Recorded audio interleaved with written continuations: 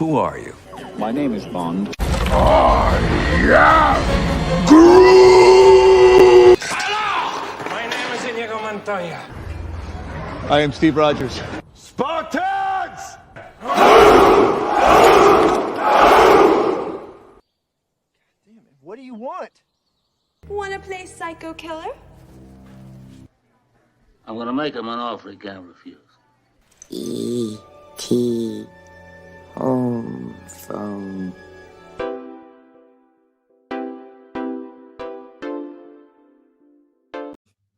Ladies and gentlemen, welcome back to the Filled Better Show. And if you're watching this on the YouTube or on Facebook or wherever I decide to post this, you may notice there's someone below me. I'm gonna bring him up so that it's not too weird. I got my good friend Jason, the Robin Hood expert, on today, along with, of course, Aaron Toxton. Jason, welcome back to the show. Yeah, well, you say welcome back. How long has it been, Phil? Like 2 years? Maybe. There was a year that we took off. We took off of 2020. Was a break year. So it's been about a year and a half, I want to say, since you've been on when we talked about all those 84,000 Robin Hood movies. Yeah, you helped me establish myself with the reputation of being the Robin Hood guy. I never wanted that. I wasn't searching that out.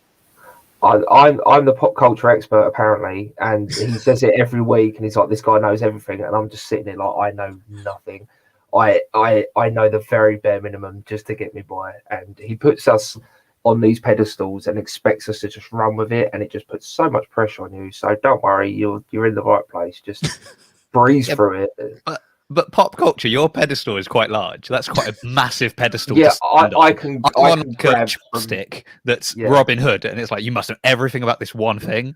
I never said you needed to know everything about Robin. You decided to go deep into the Robin Hood mythos. Okay, I did. I'll definitely link that episode in the show notes down below. But Jason has been kind enough to join us because Aaron chose. Did you choose this film? Yeah, I looked up on my wall and saw, he's up there, Mr. Kevin Costner himself, Robin Hood, Prince of Thieves, which is a classic, so why not? Yeah, so I reached out to my good friend Jason to come over. He runs multiple podcasts and is the man you need to know in CrossFit if you're in Bath. Is that better? Is that fine? Yeah, I mean, don't limit it to Bath. Like let's say globally, if you want to know something. Yeah, last time I said global. I said you were the Robin Hood guy, and you got mad at me. So I'm like, I'll tell him he's the CrossFit guy of Bath. And now you're like, no, tell me I'm the CrossFit guy of the world. Yeah. Well, Make up your mind. I think. Oh, it's interesting because I was going to say I think I know more about CrossFit than I do about Robin Hood, and I mean I'm definitely better at like snatching and clean and jerks than I am at shooting a bow and arrow, that's for sure. But I reckon there are more people that know as much as me and maybe more than me about CrossFit. I reckon I'm in the minority with actually how much I know about Robin Hood, because I have done a deep dive on the lore, like the real story of Robin Hood. Which is nothing like this film. I just put that out there. Just if you want to know. But this is a lot more entertaining. So, yeah. I mean, I can imagine Robin Hood actually had an English accent for a start. So that's one thing that's right out the window. Yeah. And was from Yorkshire, not Nottingham. So that's the... Yeah. Again, we're learning. Barnsdale, not Sherwood Forest. But hey, let's not let facts get in the way of a good story. When has facts or actual truth ever actually been useful in a story? It's never been useful, ladies. It's not. Last week we watched Face Off, so when it comes to facts and true things that are actually out there, we don't go with that when it comes to movies, because it just ruins our good time. Yeah, that makes sense. There we go. Yes, ladies and gentlemen, we are doing the and obviously I'm a podcaster because I can speak properly. We are reviewing the 1991 film, action adventure film, Robin Hood, Prince of Thieves, starring the amazing Kevin Costner, Morgan Freeman, Christian Slater, Alan Rickman, Mary Elizabeth Mastron. I can't even pronounce that last name. Mary Elizabeth, because I'm not gonna destroy her last name, butchering it. But yes, this is. I personally, I think this is my favorite Robin Hood movie. Out of all of them, I've seen like 4 of them, not the 95,000 that Jason has seen, obviously. I would say. I mean, I don't know because Men in Tights is really good. Oh yes, That was going to be my pick, actually. Yeah, Men in Tights is pretty good. Every scene in Prince of Thieves, I was just thinking about Men in Tights and just how they played on those scenes. So it's very hard to get that out of your head once you've seen it. Do you know, it wasn't until about like 5 or 10 minutes before the very end that I remembered that it's Sean Connery that shows up and not Patrick Stewart. Yeah. Like through the whole film, I was thinking, oh, yeah, and then Patrick Stewart comes at the end. And then I was like, hold on a second. No, that's Men in Tights. It's Sean Connery. He's going to show up. So I was very disappointed because I have a deep hatred of Sean Connery anyway. So when he kind of showed up, we've been through this film. Don't look surprised every single time. You know I don't like Sean Connery is upset with you. I don't care. I don't like him. I really don't. He's playing an English kid. Right? We won't. No, we're not going to get into it. Yeah, oh no, we are. We're going to be playing into this. He's the worst actor ever, and he's just. I don't like him. What do you have against the Scots? Why Nothing. do you hate the Scots so much? I hate them just as much as I hate Canadians. They annoy me. It's because we're too polite, isn't it? Yeah, no, Scots are not polite. That's all. No, it's just that he plays all these characters. You know, he plays a Spaniard, a Russian man in this one, an English king, and he's Scottish, and he doesn't even attempt anything, and it just upsets me. He plays the most English person of all time, which is James Bond, and he does it with a Scottish accent. It just bugs me. You can't say he's a good actor. He's got no range. That's all I'm saying. Not going to argue. I just love Sean Connery. I don't personally, or as an actor, I don't like him. Anyways, Jason, how many times have you watched Prince of Thieves? Moving on. I'm upset at every week I have to complain about something. Yeah, so this week it's Sean Connery. That's fine. Yeah, I mean, at least you're complaining about like literally the final few seconds of the film. Like, but it ruins the whole previous experience. So the whole movie, up until the last 5 minutes, he's like, it was great, and then Sean Connery showed up. Should have been Patrick Stewart. Yeah. I've I don't know how many times I've seen this film. I also have. It's funny. I was on Real Comic Heroes not that long ago, and we did Batman Forever, and it was a similar thing where I was desperately looking for the DVD because I was like, it wasn't in any streaming. I was like, well, I know I've got a copy of this DVD somewhere. Got to find the DVD, then got to find something to play it on because I haven't used DVDs for ages. Yeah. And I did all of this work, and I sat down and watched it. And at the end, I was like, I didn't need to watch this. I know this. I know this. But I thought, oh, it's probably that it's like the filler scenes that I just don't remember, and that's why I'm watching it. And then I realized there weren't any. It just jump cuts across, and I was like, oh, actually, I remember everything about this. And this was very similar. The only difference is I watched the extended cut. Ooh.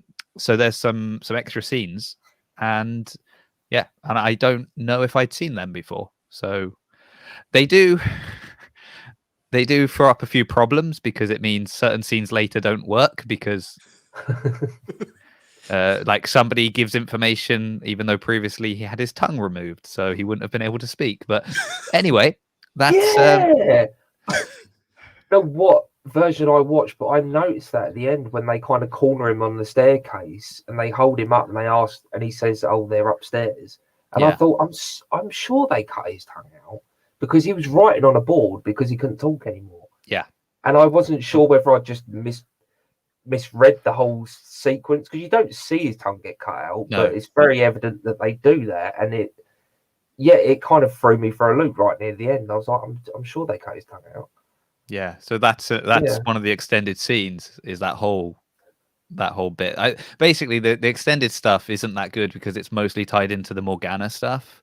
Oh, and that's a real to me a real weak point of the movie. That's kind of like if I had to change anything, I'd probably just remove all of that bit because it doesn't really. The witch doesn't add anything. It doesn't add anything at all to it. It's kind of pointless. Everything else is great.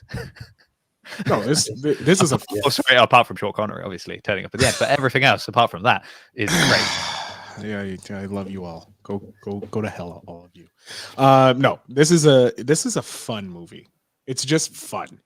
It's stupid, but it's fun. It's that kind of fun. It's a 90s movie. Of course, it's stupid.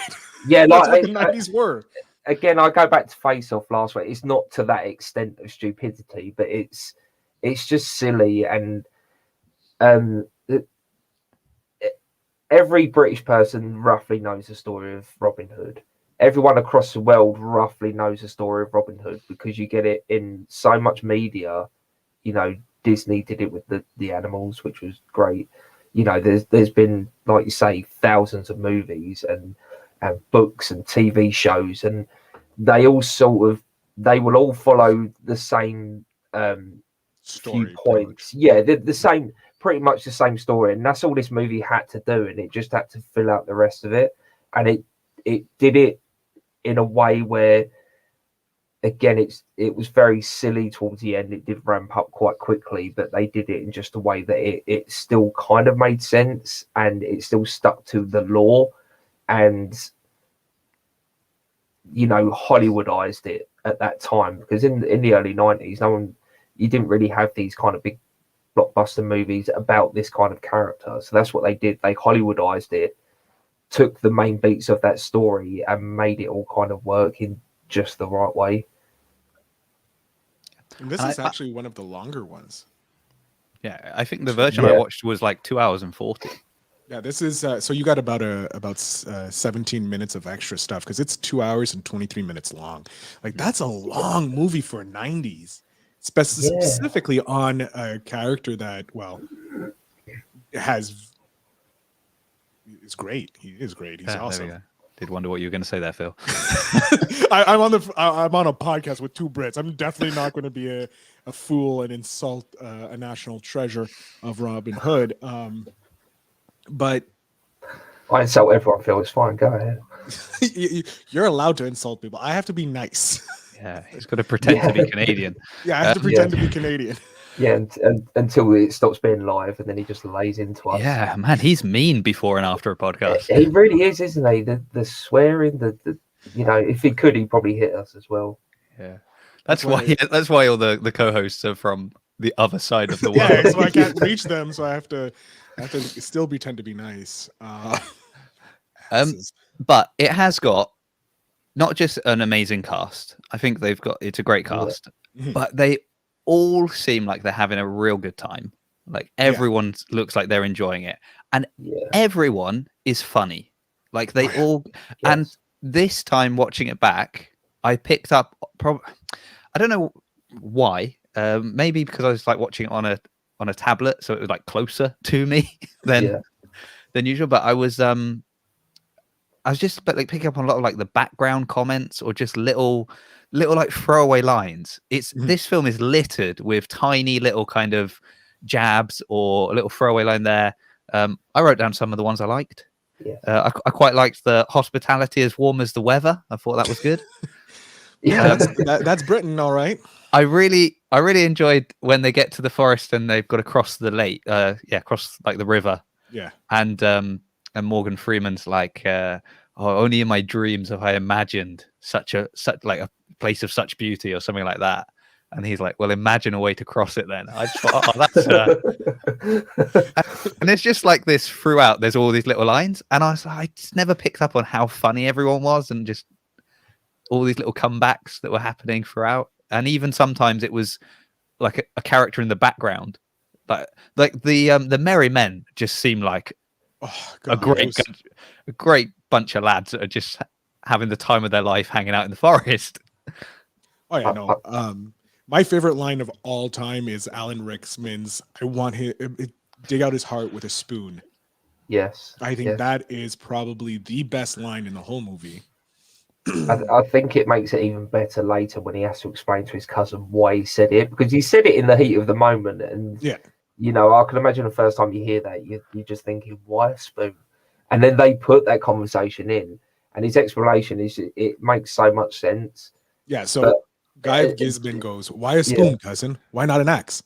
And of course, in pure amazingness, he goes, "Because it's dull, you twit. It'll hurt more." Is Alan Rickman on the podcast? Yeah. Oh no, it was Phil. I was trying to work on my Alan Rickman impression today, and it did not go well. So I'm so glad that you did that instead of me. Yeah, and my apologies to Alan Rickman himself. God rest his soul. I apologize for making such a buffoonery of the accent. I also noticed on this viewing that he calls people a twit at least 4 or 5 times, and I think it's incredible because it's the most lamest insult ever. But when it comes from him, because he really puts that twang on it and he really pronounces the twit, and it makes it so much harsher than what it actually is. And I'd never noticed until like this viewing just how many times he says it. Yeah, it's funny because I picked up on it as well. I was like, oh, this. I think it's also because I just haven't heard anyone called a twit for so long. It's a 90. Like, I don't think since the 90s I've heard anybody utter the phrase twit as an insult. Yeah, it's very British sounding, isn't it? But I would, if someone called me that as an insult, I'd probably laugh. But if it was from Alan Rickman, I'd probably cry. So yeah, he definitely delivers it in the right way. Yeah.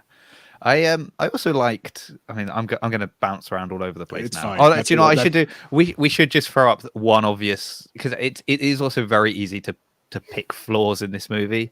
You know, I don't know about you, Phil. I know you've been to England, so I know you've traveled around, and actually probably you've traversed more of England than us, because whenever you visit a country, you tend to like move around it more than when you live there.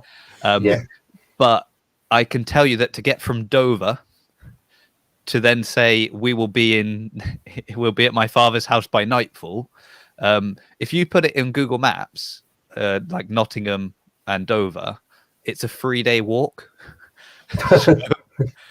But they took a detour via Hadrian's Wall, which most will know is also a lot further north than you need to be. So they took a really long walk to get to his father's house. So there are, a few flaws with the geography of the movie. But to be fair, this is a Hollywood movie. Probably no one visited those sites and don't know. They didn't have Google Maps or anything like that when they were filming this. So no. Yeah, I can't imagine Kevin Costner really dove into the accuracy. I'm just saying it as if he wrote it. I know he didn't, but I can imagine him writing this script and just being like, right, well, I've heard of that, I've heard of that, I've heard of this. They're all in the same place. To be honest, I never even, those sort of things don't jump into my brain because I don't want them to kind of muddy up the viewing experience. So now that you said it, I'm just like, that is so true, and it's just so stupid. But also they filmed in those locations. So it's one thing to be like, well, maybe they didn't, like, maybe people didn't know. It's like, yeah, but you filmed at the White Cliffs of Dover, and then you filmed them walking down Hadrian's Wall. That you had to physically get them to those different locations. That's very true. And then a lot of the forest stuff wasn't filmed in Sherwood Forest. It was filmed in the New Forest, which, if anyone wants to know, is on the south coast of England, because that's where I'm from originally. So that's why I know that. Maybe that's why I've got this kinship with Robin Hood, because I grew up in the forest as well. I just want a little detour, and I'm on the IMDb page, and the first goof is the whole thing. When Robin and Azim arrive in Dover, Robin says they'll be dining with their father by nightfall. Nottingham is 170 miles from Dover. Robin makes an extravagant detour via the Robin Hood Gap in Hadrian's Wall, approximately 120 miles north of Nottingham, before heading south again, making a rather unlikely journey of over 400 miles in under a day, unless they're running. Yeah. Oh yeah, because that's it's true actually. Because if you like, I find when I'm doing, because I walk most places, and I'll put it on Google Maps, and I'm always quicker than it says. It's always like, oh, it's going to take you half an hour, and I'm like, I can do that in 25 minutes, and that's just walking fast. So probably if they were running, that would definitely cut you off about 4 days. So that's probably fine. They're probably makes perfect sense. 100 miles an hour. Yeah, that's good. Yeah, but Or on apart horseback.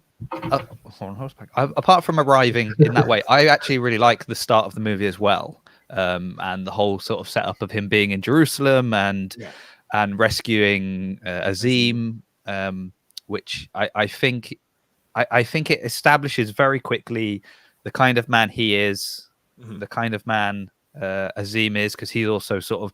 I noticed that everyone is like a man of honor in this. And I kind of miss that. I feel like we don't have like heroes and protagonists now are less often men of honor. Like that seems to be gray in their life. Yeah, we love that now, don't we? We love like, oh, you know, they're conflicted, and it's like, well, yeah, it's the age of the edgy anti-hero. That's what people want to see. That's what teens want to see. So that's what you're going to get. Like you say, someone conflicted and doesn't know whether to take this path or that path, and eventually they will take the right path, but they might have to go down the other one first. But yeah, that's just like Robin Hood and Azim did. They went up to Adrian's wall and then back home. He was going out. He was doing the whole thing you were asking for, Aaron. But just in the beginning of the movie. But the beginning of the movie is brutal. I meant a metaphorical path, but yes, okay, that's it. If you want to go that way. But yeah, the first couple minutes, like the first half an hour of this movie is brutal. You have the father being killed by essentially the Ku Klux Klan. Like, there's no way about it. They're all in white robes with pointy hats. This is one of those moments. Like, again, it's one of them films that I've seen. I know upwards of 20 times at least. But I don't remember that beginning bit with the dad. I remember the bit in Jerusalem and then them arriving at Dover. I don't remember that piece with his dad in the castle. I was watching it and I was like, I really don't remember this bit. And it must have been in the theatrical release, but in my head, I felt like it wasn't, because it's just one of those things that escapes my memory. I think it's because it does get referenced a few times throughout the movie, but it's just such a kind of a plot device in the sense of it kicks off a series of events, and the series of events are very interesting and important, and you're paying attention to that, and you kind of forget the catalyst at the beginning was, oh yeah, and they killed his father, and it's kind of not until the end when he pulls out the sword, right, and he's got his father's sword, and then you're kind of like, that's because I remember that. That's what I mean. I remember the whole thing because, like you say, they reference it so many times. It's just ingrained in your memory that the story. So yeah, that scene's kind of throwaway in a sense. Yeah. It's a good scene, but it isn't it? It's Brian Blessed, isn't it, that plays his father? Yes. Yeah, so when I saw him, I was just waiting for the big booming voice, and he doesn't really do it. I was quite disappointed. Yeah, and then he kind of shouts out when he's on horseback, but it's not quite there. They told him to tone it down. Yeah, and he did. Yeah. Out of all of it, like, what was your favorite part of this movie? Who are you asking, Phil? Anybody who wants that. Jason. We'll start with Jason. Oh, no, okay, for that. What's my favorite part? I don't know, because I feel like it's quite a segmented film. It seems like there are, like, it's just scenes. It's not no. It's just like there's the whole period of them kind of intercepting all the caravans and things being sent through the forest, and sort of the establishing the legend of Robin Hood within that, and that's quite interesting. There's quite good scenes in there, and then, like, as Aaron said earlier, like, it really ramps up at the end, and so they're enjoyable, like, in different ways. Like, I still really like and I think I said this to you on the last show I was on of yours, Phil, that a scene that I hadn't picked up on until I rewatched it before the last time we spoke about it, was the interaction between Will Scarlet and Robin Hood. When he's come back, so they've all been captured and taken off, and then he's been kind of sent to betray him, and he basically admits that, and he says, you know, and he the revelation that it's his brother and all of that, which breadcrumbs were laid earlier. So I always like that when you know there's some throwaway lines before that you don't really pay much attention to, or you think that, you know, because obviously he explained to Marion about the last words he had with his father were in anger, and it was because he felt he was betraying the memory of his mother. So so it makes sense why he'd say that. It wasn't a J.J. Abrams mystery box just hanging there for everyone to see. It was just wondering will he be good or will he be bad? I don't know. Yeah, he didn't say, oh, yes, and then they had a child and we sent them away. Oh, I wonder if we'll ever see the child. It was just, you know, I was a spoiled kid, and my dad finally found happiness with another woman, and he gave her up for me, but I still, you know, didn't forgive him, and I went off. And you're like, oh, yeah, that hurts. We understand why you would explain that. And then, end of the film, it's, oh, by the way, you know, that was my mother, the one you threw away, and we're actually brothers, and like that's great. But what I really like is his being won over by Robin Hood, him saying, you know, I've got more reason to hate you than anybody else, and yet I found myself believing. And it's like, it's really powerful, I think, because it's sort of how inspiring this person is, that even someone who's justifiably should not like you is kind of like, but he's just so charming. It's Kevin Costner. It's Kevin Costner. Yeah. He's just a charming guy. So I do like that. I think that's a really nice scene. Another little scene. This time, I don't know if it was really the big set pieces that I was picking up on, or maybe because I've seen it so many times, I was just like really drilling into these little bits. But there was like two interactions between Robin and Asim.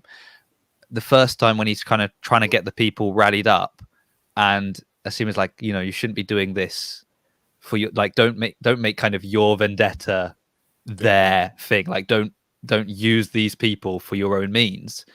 And then when everything's been destroyed later, he's saying, you know, oh, it was my pride that caused this. And it seems like, no, you gave them pride. You kind of gave these people purpose and life and have. And I just thought, do you know what? There's, as silly as this film is, there's some really nice kind of payoffs to things, and just great character interactions. And yeah, so I can't pick one thing. It's just too good. It may be the best film ever made, Phil. I don't know. I'm going to have to stop you there, Jason. I'm pretty sure it's not, but it is up there. It is a classic. It's probably one of the best Robin Hoods. The Disney Robin Hood would always be the best Robin Hood, obviously. Ooh. I don't know. It's funny because I don't know if something's changing in my life, Phil. I don't know what's going on, but because one of a clip actually from your intro. You have a little clip from a wonderful film, The Princess Bride. Yes. And I was watching that recently, just for no reason. It's like, I'm just gonna put that on. And I honestly think that may be one of my favorite movies of all time. And I just don't know why. It's just fun fantasy. It's like Robin Hood, but I feel it's kind of like Robin Hood, but it's taken with pirates, and then it's just like they're taking things from Zorro, it's taking film events from different films and mixing it into such a well-oiled plot. Like, because you do have Robin Hood, you have a revenge story like Robin Hood, you have Zorro in it with the mask and the legend of the Dreaded Pirate Roberts. But you also have Zorro in there as well. You have so many, and pirates, because everybody loves pirates. So like it's all there, and then it's like this epic quest type movie. So yeah. And Cary Elwes is a great actor, and I always wonder, I always think, because he's so good in Men in Tights, and I always wonder, what if he had been cast instead of Kevin Costner? Oh no, it wouldn't have worked. Oh, I don't know. I think it would have been great. No, Cary Elwes is great, but he's got that kind of comical. It wouldn't be as serious. Yeah, it wouldn't. Kevin Costner, it would have been probably it wouldn't be as dark, because I feel this movie has a very dark tone to it. Oh, this movie's messed up. You know, there's a rape scene at the end, so Yeah. Yeah. Not quite a rape scene, but But you know, a nearly rape scene. There's assault. yeah. We'll go with there's assault. Yeah. Aaron, what's your favorite scene in this movie? But it's not that one. I was going to say, I thought you just mentioned it. Did you just mention it, Aaron? No, obviously that's not his favorite scene, ladies and gentlemen. Well, that's the problem, because Jason's come up with so many good ones. You know, these very emotional moments that really, you know, that sprinkle throughout the movies. But the only one that really springs to mind is the siege on the castle at the end to try and stop the hangings and the. Is it the catapult over? That's close, because the way Christian Slater just kind of turns around and says, "Oh, they made it." You know, he's very sort of like, "Oh, Jesus!" Like, he didn't know that was going to happen. But I don't know what it is about me. It's just the fact that when Little John, you know, he climbs up the ladder and he throws a guard over, and then his wife's just sitting there and she's like, "Hello, my lover," and it's just, for some reason, that has always stuck in my head, and I say it to so many people, and it's one of those phrases that I just say to more people than what I should, even people that aren't my lover. You know, I just, "Hello, my lover," because it's an iconic line, and it's something that's how important. Like, for me, my favorite scene is the first time Little John and Robin Hood meet in the river, and Robin beats him, and he's, "Oh my God, I'm drowning!" And Robin's like, "Just stand up, you dumb fool." Yeah, again, all I'm thinking about is Men in Tights and the same like that tiny stream.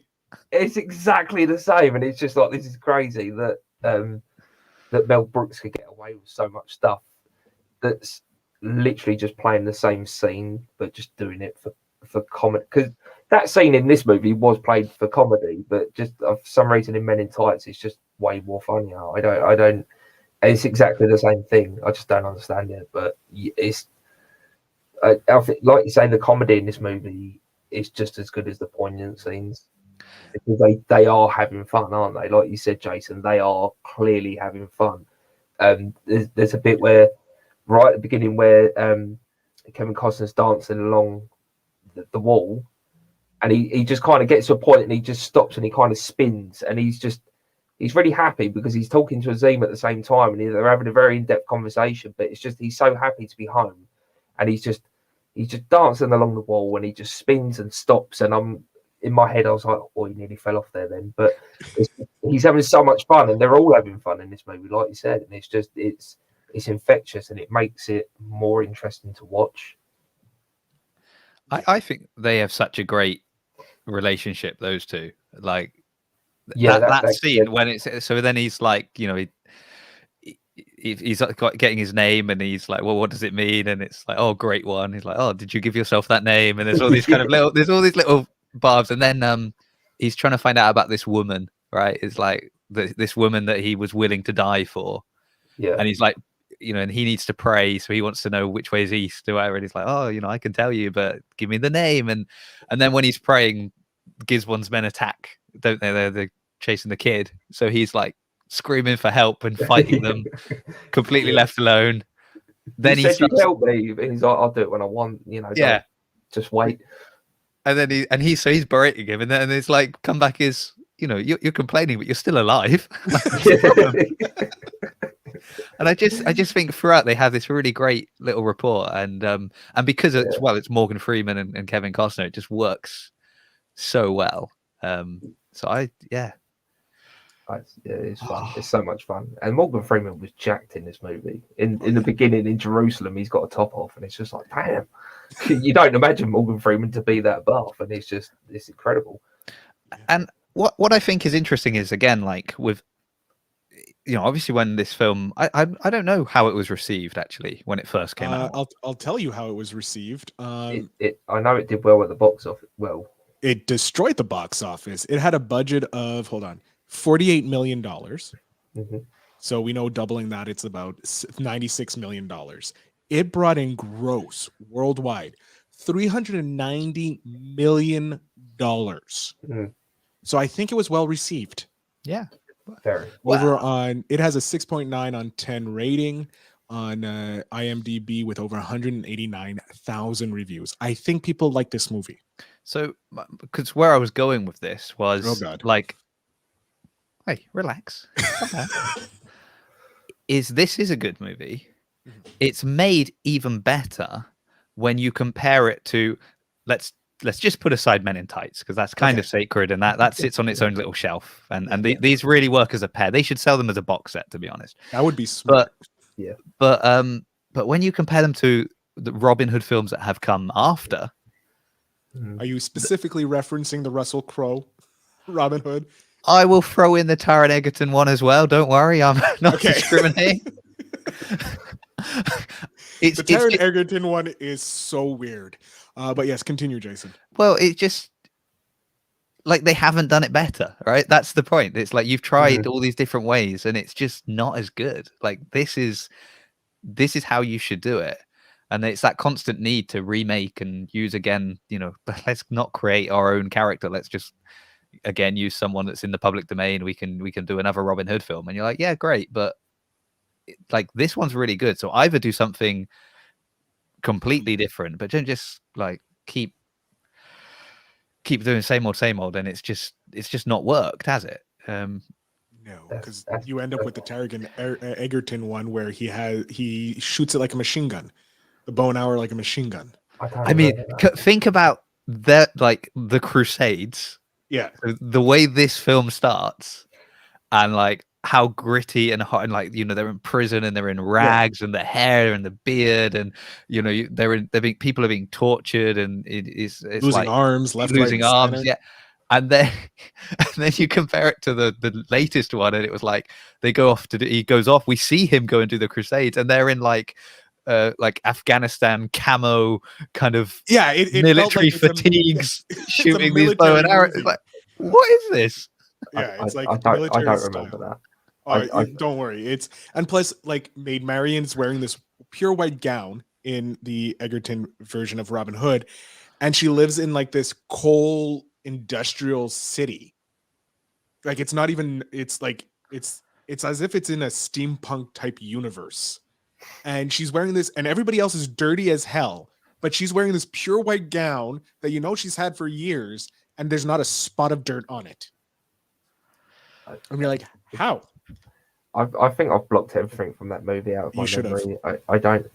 I don't. I wasted a free movie on that. Well, every movie's I free, even still really. feel like I got ripped off. But my point was that this was a great movie when it came out. There've been bigger budgets thrown at it.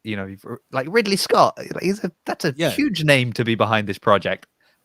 It wasn't as good. It was it was like 2 hours of getting to the point where this movie starts. Yeah, what it was. Yeah. This is the story of him and he wasn't even playing Robin of Locksley. It wasn't even Robin of Locksley. He just took the name. Yeah. In that. Oh yeah, that's true. Actually, he just took over somebody else's life. I think the best thing about these kind of movies from the 90s is, again, Robin Hood had been done before so many times, but because it wasn't really in the global public eye like this movie is, because it's a big blockbuster movie, and it's for a lot of Americans and everyone around the world, it's their first kind of introduction to the character. So once it's been done like this, with that budget and the big, star names and everything behind it, it will be more difficult to do it better, because this will always have that nostalgic feel to it. You could show this movie to a younger generation now, and they might not understand how good it is because it's not from their time. But because our generation are going to remember this movie, that's why it's never going to be bettered. So no matter what, they're going to keep throwing money at this property, and they're going to keep making movies to try and bring it into the modern age. Yeah, into the modern age, but still set it at that time. You know what I mean? They're going to try and modernize it as much as they can, and it's not going to work because they're not doing it in the right way. This movie, they set it in the right time period, and they didn't take liberties with that. So that's why it's never going to be better, because once it's been done perfect, it's not perfect by all means, but in our memories it always will be, and it will be impossible to get that out of everyone's heads, and they won't be able to do it again, no matter how time. I feel like they really they tried their best to make it feel like you were in a medieval city or in a medieval town, or you were living in the medieval period in this movie. They cleaned it up a bit, but they like Robin had to rub horse dung on him to make it look like he homeless and like people wouldn't pay attention to him. You know, And when it he goes to, worked. yeah. And it felt like, okay, they're genuinely trying to say, if we're in medieval times or in the Dark Ages, how would he get through? How would he be able to get in to see Maid Marian, you know, in the castle, like willy-nilly? So I like that aspect of it. Whereas with other ones, they just try and like, oh, Robin of Locksley, everybody knows what he looks like. Whereas in reality, back then, no one knew who anybody looked like unless you were. No, I was going to say no one would have known what he looked like unless they seen him personally. But even then, they could have, you know, that's the guy. Well, are you sure it's not that guy over there? Because I heard it was that guy, and they could do that. And all he has to do is pull his hood up a little bit and, like you say, rub some shit on him. He's, you know, he's good to go. He could just walk through because he just looks like a beggar. Yeah, and that's what they use to their advantage in this movie, because again, they have to understand that, yeah, they wouldn't know what he would look like necessarily. You know, they might have a vague idea, but you know, if you looked at a distance, him and Christian Slater next to each other, kind of similar. Christian Slater walks around with a hood on they as are well. brothers. But you know what? Yeah, but no one else knows that. That's what I'm saying. It's like, and even Christian Slater even wears a purple hood in this, and I just had images of the Green Goblin for some reason. I don't know if anyone else noticed it, but it was very purple. But yeah, I can't remember what my point was now. But yeah, they done it how it feels medieval. Yeah, and they did it. They didn't take liberties. They didn't try to make it anything other than what it was. Yeah, exactly. You know, some of it is very stupid. Again, you know, the geography, but you know, or the fact that they were making like wooden traps where they could hide under it and put it on top. I'm pretty sure they didn't have that back in the time this movie took place. Yeah, that's another thing that I noticed as well. When they're during their first sort of siege on Guy of Gisborne, when the kind of distraction men, they run away and they slide under these sort of like tent things. The horses stop like that far from them. I can only imagine if the horses had just kept going and they would just trample them to death. There's no way that they knew that those horses would not have trampled them to death. That is a big gamble to take. And it's almost up there with, you know, cutting someone's hair during face surgery. It's very close.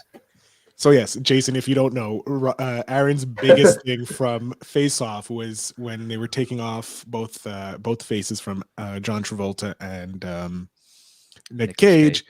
They were cutting one of their characters' hair at the exact same time, and Aaron was beside himself with fury because he's like, what happens if a hair just lands up underneath the skin? Like already when you get your haircut, you're already itching because you got the little hairs picking. How annoying would it be if there was a little hair underneath your skin? Inside your face. Yeah, inside your face. You're trying to scratch at it.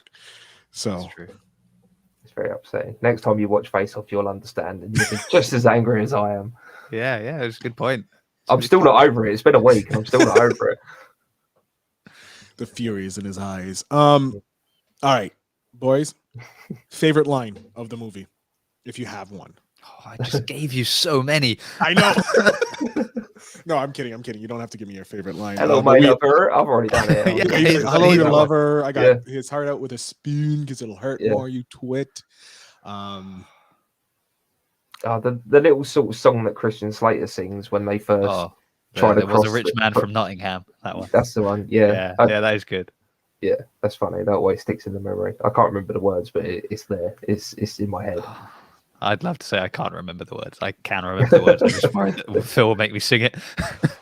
I won't make you sing them live on air. I'll save you for that embarrassment until afterwards. I'll do a spoken word rendition if you want. There was a rich man from Nottingham who tried to cross the river. What a dope! He tripped on a rope. Now look at him shiver. That is a song. That is like one of those things that's a song that just pops into my head sometimes. like literally over the last 20 years, the number of times that song has just sort of just popped into my head, and I do not know why. And you wonder why I say you're the man. You're right. You're right. You're right. I think you may have a point, Phil. Do you have any other notes to share with us there, Jason? Because I know you took a plethora of notes. No, because most of my notes were. So I'll be honest with you, I said this was 2 hours and 40 minutes, and I had to watch it in 3 parts, basically. Yes. And the first part, I was like, I'm going on Phil's podcast. He expects stuff from me. So sit down. Let's watch this. Let's take notes. I've got, I have another criticism. I haven't thrown out many of those. Here's another criticism. What a long intro to sit through the whole tapestry thing. Yeah. Get through. That was 23 minutes long, ladies and gentlemen. Yeah. You get through that, and then you get text to read. So it's like, the worst of both worlds. But then it moves, straight into Jerusalem. I like that. I liked the set. So I've got all these nice notes, including the geography bit, because that was at the start. Gisborne showing up, the hospitality thing I mentioned, how much fun Kevin Costner's having.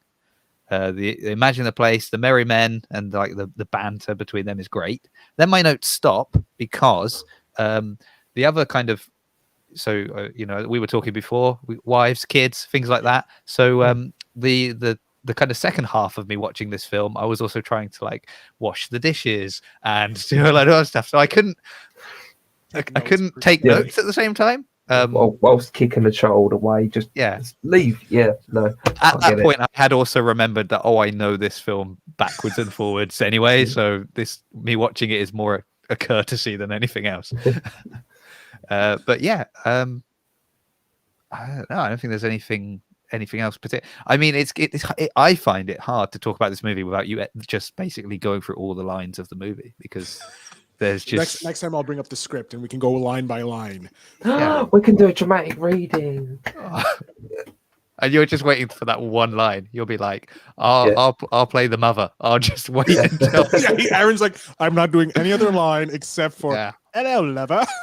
There's a lot of pages of text here that you're not involved in. Are you sure about this? This is the moment I was born for. Yeah. I'll throw you in that little fun fact about this movie if you like. Well, no, little fun fact. It's just something I found interesting when I did my deep dive into the real history of Robin Hood, because a lot of the characters obviously appear in, there's kind of like a group of known individuals, and depending on which version of Robin Hood they're doing, you're going to have your Will Scarlet's, your Little John's, Much the Miller gets mentioned in this one, but you don't really see who he is, but they do reference his name. Alan Adale is in it. He's the rooster in the cartoon one, if you want to know who that is. So you've got these different characters that show up a lot. Morgan Freeman's character of Asim is an interesting one, because that's a very modern trend to include generally a Saracen warrior. It's been in pretty much anything post this has had that as well. So his character was originally called Nasir, and it was again this trend of picking out characters that had been in Robin Hood and putting them in. And it just so happens that there was a Robin Hood TV series in the 80s, and there was a character Nasir in that. And it's just a coincidence that one of the stunt coordinators on Prince of Thieves had worked as a stunt coordinator on that Robin Hood show as well. And when they were doing that, he just spoke to them and said, you do know that Nasir was an original creation by the BBC. And if you use that character, they could sue you, because they own him basically. And so that's why Nasir became Asim, and they had to change the character a bit, because they just kind of assumed, we can just take anyone from this show because they're all public domain. But what I love about the fact that continues now is actually when you look into the history of Robin Hood, that was a very similar trend. Like Maid Marian, lights just went off in my house. That scared me. I don't know about you, but that scared me. I was like, we're gonna lose Jason. Bear with me 1 second. This is a horror movie in the making. Isn't this? So people who are listening, Jason just lost all lights. There we go. Yeah. Did someone turn off the light, Jason? Yeah. Then So I this saw is him a shouting at someone. modern. No, I was oh man, this is a detour. We have Alexa. Oh, sorry, and it's basically someone downstairs turned the light off downstairs using that, and that also turned off the light upstairs. And so then instead of everyone hearing me scream at Alexa to turn the light back on, I muted my microphone. No, that happens to me when I say I have Google Home. So Alexa. Yeah, Hopefully she'll stop. I'm not a fan of artificial intelligence, so I don't have anything like that in my house. Because yeah, Aaron is scared that I'm creating Skynet over with my automations for my other podcasts. They will take over. Yeah. Anyway, I was just going to say, people like Maid Marian weren't actually included until kind of like 100 years later. Robin Hood stories had been being told, and they brought these people in. So, and then they would always kind of incorporate them into the next thing. And I like that even in like the modern day, hundreds of years later, we are still doing the same thing, that people are adding to the legend and then just bringing that into the next, rendition Generation. or whatever they're making. And I just think that's how it was in the beginning and how it is now. I think that's kind of cool. And I like that this was one of the first movies to sort of pick a new inclusion and run with it. And then that's something that's kind of carried on in the later BBC Robin Hood show that they did. They had a similar character. And it's just kind of that sort of thing that happens quite often now in Robin Hood media. So there you go. It's like the Bible. We're not going down that route. No, I just think that's crazy that if that man wasn't working on the movie at that time, yeah, how differently all of that could have gone. It's just crazy. And he could have, or the BBC would have made a nice bit of money from that movie. So if he hadn't been Fiend at that point, that's crazy. I mean, I suppose the main point there, Aaron, is would we be paying less for our TV license because they'd still have that wad of cash they got from Prince of Thieves? That's true. I don't pay TV license, so it's okay. Not illegally. It's not illegal. I don't. I only have streaming services. I don't have BBC or ITV or anything like that. So I'm not. An outlaw. Ooh. Oh, there you go. Maybe you are. Maybe you're the Robin Hood of the modern age, Aaron, and we're your merry men. Yes. All right, we're going to be wrapping it up. How many quivers of arrows do you give this, Jason? Oh, how many am I allowed to give it? What are we It's going on out 10. of? It's on 10. We It's do on everything 10. on 10. Oh man, can you imagine if I said 4? I mean, like, hyping it up. Yeah, this is a 4 quiver. I guess I'm gonna say, as much as I love this, I'm gonna go 8, because it's it can't be 10. And I'm just going to take one away for, like, as I said, all the Morgana stuff that's really unnecessary and doesn't really add to it. Because it was a long runtime.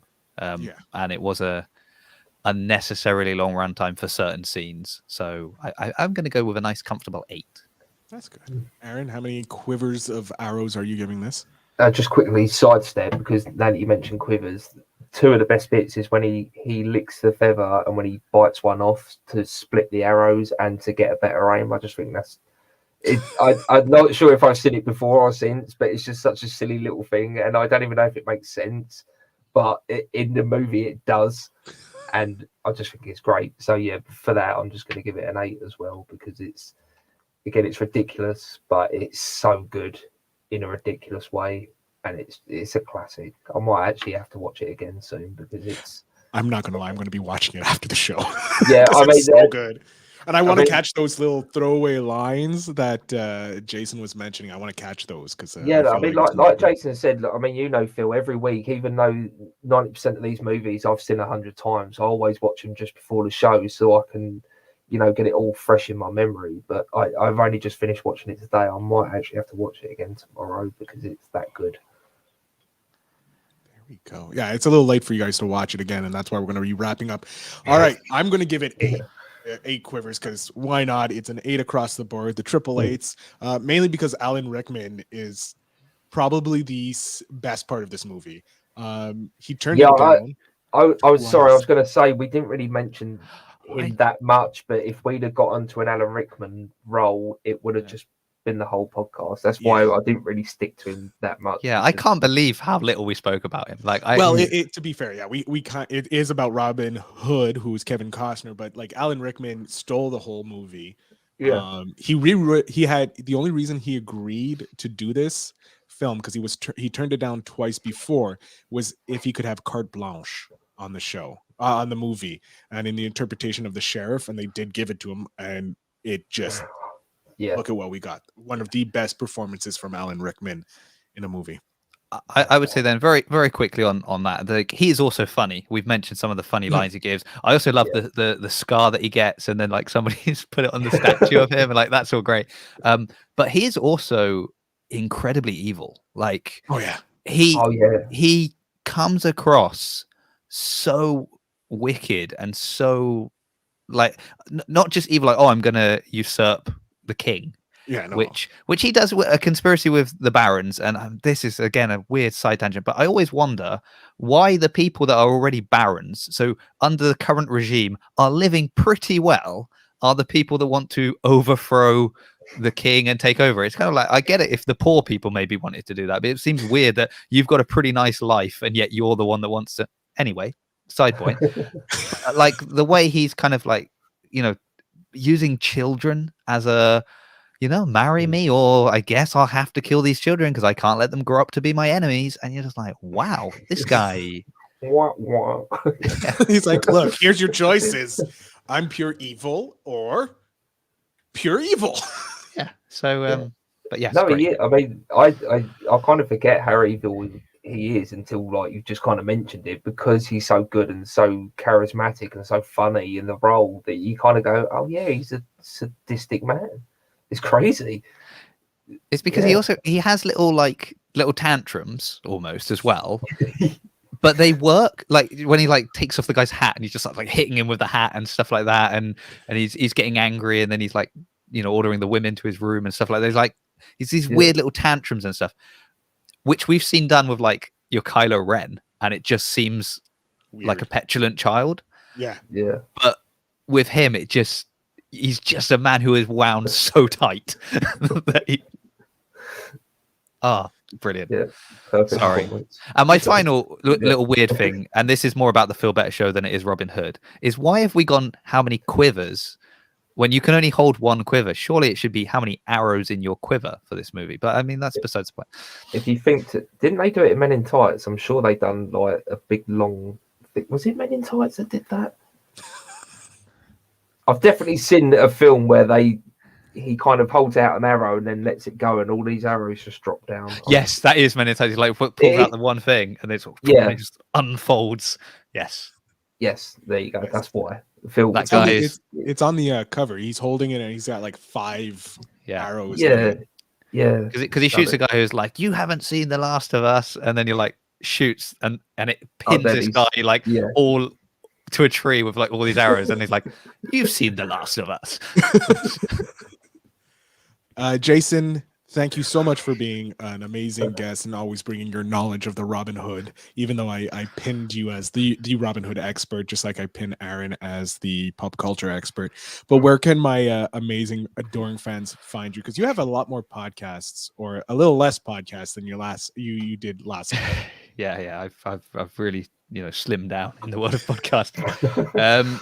Right. The easiest place to find me is on Instagram at Jason CF Media, and I was going to say like the grid on there is pretty much the CV of everything I'm doing. So there's 2 podcasts that are weekly. Plate Stack Chat, that is a kind of fitness podcast where we grab a topic that's sort of in the zeitgeist and we round table discuss it, and it's basically the conversations you would have with your friends at the gym, but we just do it on a podcast. And then I also run maybe more niche is the CrossFit Bath podcast, which is the gym I go to, where I interview the members and the coaches and just kind of hear their stories, which I think one of the recent ones with Roger, who is 76 years old and doing it. So, it's true you might not live in Bath, but the stories are pretty interesting anyway. And then occasionally I'll be heading off to some big events. So, some pictures of people doing fitness that are much better than me. That kind of stuff usually ends up in the stories, and then links to everything are in the bio there.